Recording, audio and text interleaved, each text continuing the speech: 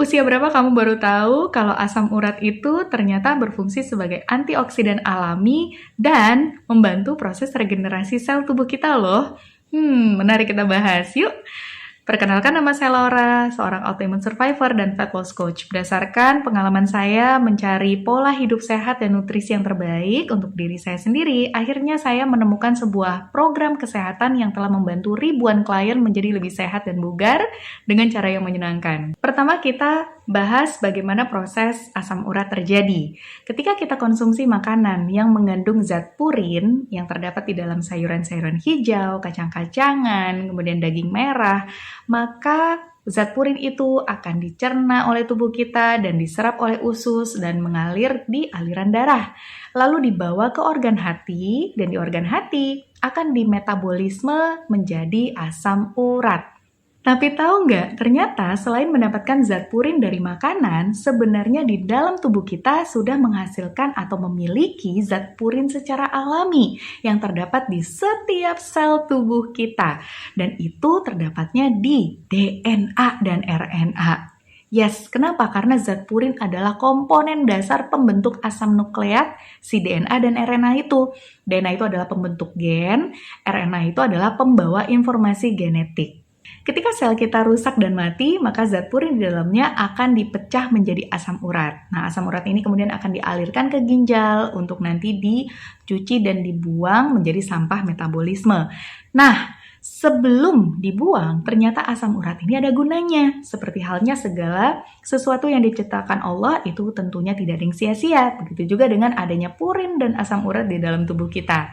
Ketika ada jaringan tubuh kita yang rusak, maka di saat itulah terjadi proses peradangan atau inflamasi yang tujuannya untuk membersihkan jaringan yang rusak dan merangsang pertumbuhan sel baru. Disinilah peran penting asam urat sebagai antioksidan alami yang bisa membantu mengurangi kerusakan lebih lanjut supaya perbaikan sel bisa segera dimulai. Nah, nanti ketika proses peradangannya udah berlalu, udah lewat nih, dan proses perbaikan selnya sudah dimulai, asam urat juga akan berperan untuk melindungi sel-sel baru yang sedang tumbuh supaya tidak dirusak oleh radikal bebas. Jadi penting banget ya fungsi asam urat dalam proses regenerasi sel. Nah, tapi harus dalam kadar yang normal. Jadi makanya kalau kita cek darah, itu ada range asam urat yang normal. Jadi memang karena asam urat itu penting.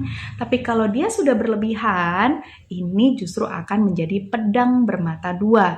Ketika asam urat berlebihan, dia akan menyebabkan inflamasi kronis atau inflamasi atau peradangan jangka panjang yang kemudian efeknya terjadi pembengkakan, nyeri pada sendi, bahkan bisa menyebabkan perlambatan dalam proses regenerasi, bahkan sampai bisa menyebabkan kerusakan jaringan dengan permanen. Jadi justru menjadi sebaliknya. Nah, artinya kita harus menjaga kadar asam urat kita tetap normal. Gimana caranya? Sebenarnya alih-alih teman-teman menghindari makanan yang mengandung zat purin yang tinggi, sebenarnya yang paling penting dihindari adalah gula yang tinggi. Kok bisa?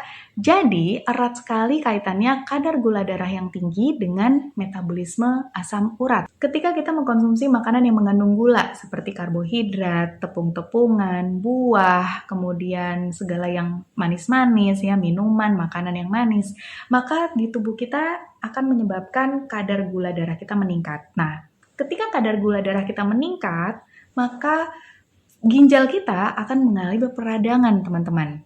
Dan zat asam urat itu dibuang melalui ginjal.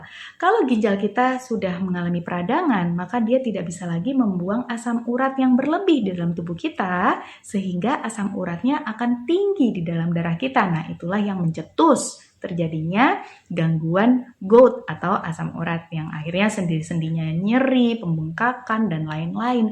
Jadi sebenarnya kalau teman-teman mau menjaga kadar asam uratnya tetap normal, yang terbaik adalah menjaga fungsi ginjal kita supaya bisa membuang asam urat yang berlebih secara normal.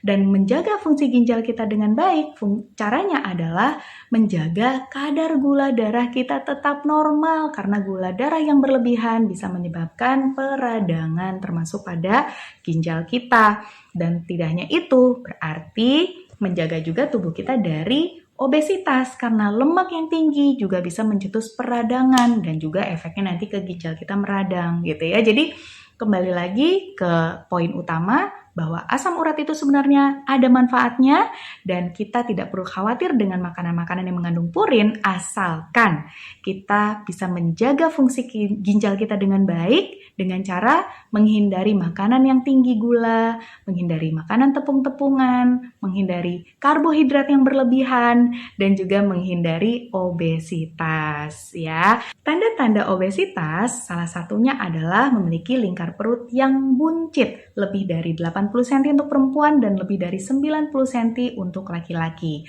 Dan ada caranya bisa menurunkan lingkar perut minimal 5 cm dalam 5 hari. Mau tahu? Hubungi saya di link bio. See you!